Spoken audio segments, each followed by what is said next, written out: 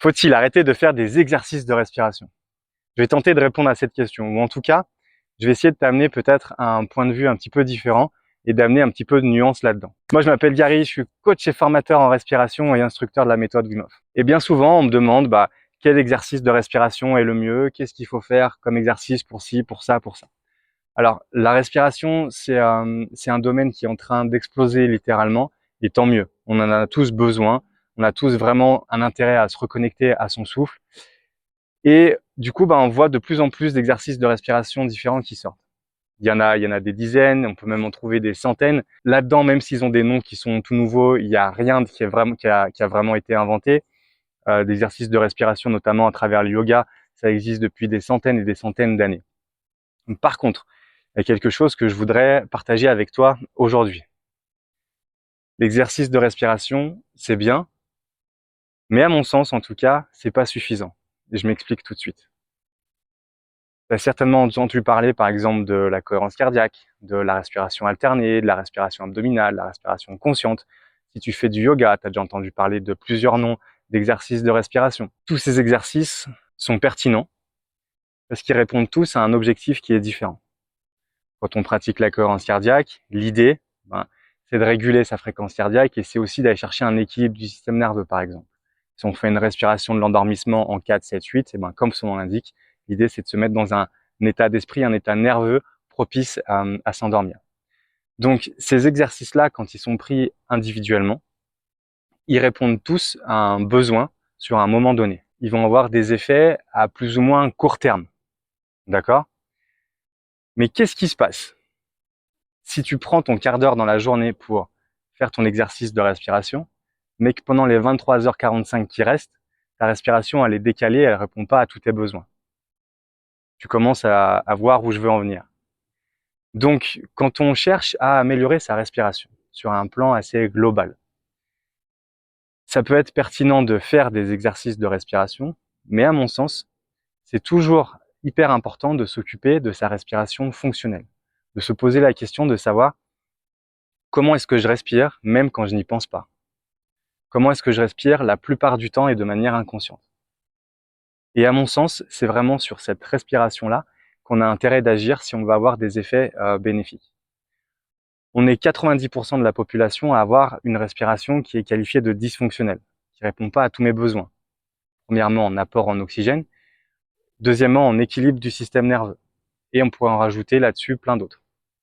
Il y a plein de problématiques qui vont être aggravées avec une respiration qui est dysfonctionnelle. Troubles du sommeil, de l'humeur, un manque d'énergie, l'anxiété, la dépression, ou même des choses qui n'ont pas forcément, à première vue, de rapport direct avec la respiration, comme la digestion, comme la frilosité, la santé cardiaque. Faire des exercices de respiration, c'est bien.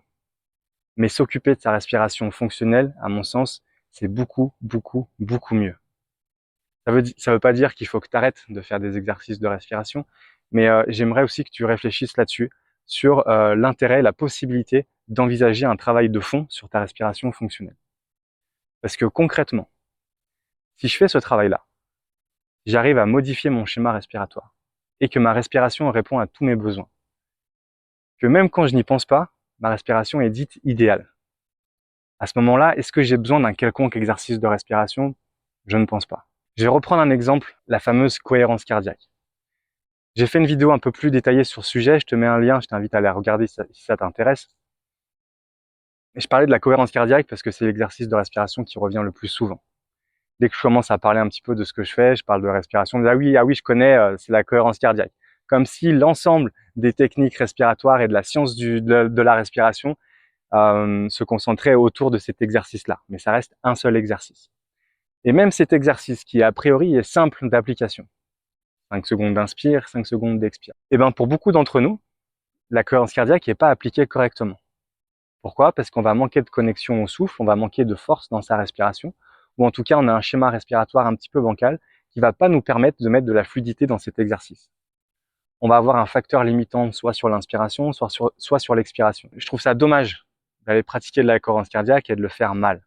Alors, on le fait jamais vraiment mal, techniquement, sauf cas bien particulier, où il n'y a pas vraiment de danger avec les exercices de respiration. Tenter, si on veut tirer le meilleur profit d'un exercice de respiration, la première des choses, c'est de savoir l'exécuter. Et bien souvent, quand on a une respiration de base qui est bancale, eh ben, ça se reflète aussi dans les exercices de respiration. Même pour d'autres exercices qui peuvent être un peu plus complexes de construction, qu'on va falloir chercher une respiration abdominale, par exemple, et à rajouter des temps de rétention poumon plein, poumon vide, enfin bref, tout ça aussi, ça va demander de la connexion au souffle. Et comme ma respiration de base est bancale, et ben ça, c'est juste pas possible. Donc moi, je t'invite à réfléchir à ça. Donc là, tu vas me dire, ok, c'est sympa, mais comment est-ce qu'on fait pour remettre une respiration fonctionnelle? Je ferai d'autres vidéos sur le sujet parce que là-dessus, il y a énormément de choses à dire. Mais pour résumer ça très simplement, une respiration fonctionnelle, c'est une respiration qui va être lente, nasale et abdominale. Ça peut paraître simple, mais si tu observes ton souffle, si tu observes ta respiration tout au long de la journée, il y a plein de moments où tu vas pas respirer de cette manière-là. L'idée, c'est de travailler aussi sa tolérance au dioxyde de carbone. L'idée, c'est de travailler la mécanique respiratoire, de renforcer son diaphragme, de savoir respirer moins pour respirer mieux. Enfin bref, pour ce qui est de la respiration fonctionnelle, c'est un gros morceau et j'en ferai des vidéos dédiées. Mais garde en tête ça. Voilà. Essaye d'observer déjà comment est-ce que tu respires sur le long de la journée. Si tu regardes cette vidéo et que tu te sens concerné, soit à titre perso, mais aussi dans ton univers professionnel.